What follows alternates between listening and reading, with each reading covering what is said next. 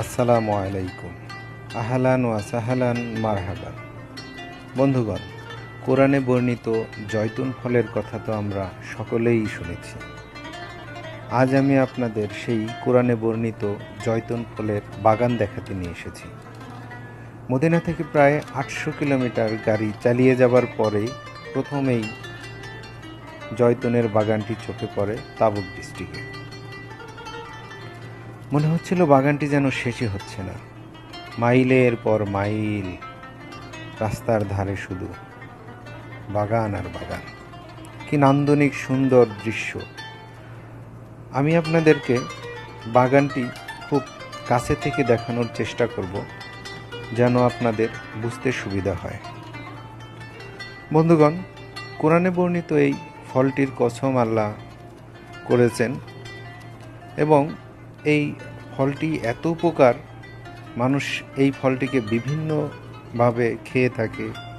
এই ফলের তেল মানুষ শরীরে চুলে ব্যবহার করে থাকে এবং এর উপকারের কথা আমরা সবাই জানি। সারা বিশ্বব্যাপী অলিভ অয়েলের কদরের তুলনা হয় না।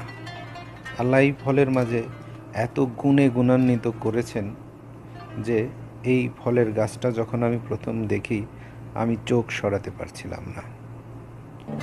যাই হোক বন্ধুগণ, এই ফলের গাছগুলো যেহেতু মরুভূমিতে হয়েছে, সেহেতু এই গাছগুলোতে প্রতিনিয়তই পানি দিতে হয়।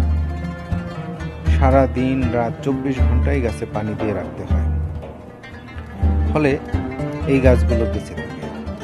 দেখুন, এই কালো কালো যে ফলগুলো দেখছেন, এগুলো পেকে যাওয়া এবং সবুজ রঙের গুলো কাঁচা ফল।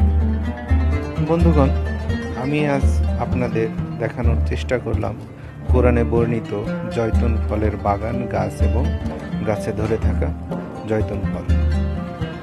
নতুন কোনো ভিডিও নিয়ে আসা অবধি আপনারা ভালো থাকবেন, সেই শুভকামনা করছি। আর যদি আমার ভিডিওটা আপনাদের কাছে ভালো লেগে থাকে, তাহলে ভিডিওটা শেয়ার করে লাইক দিয়ে সাথে থাকবেন।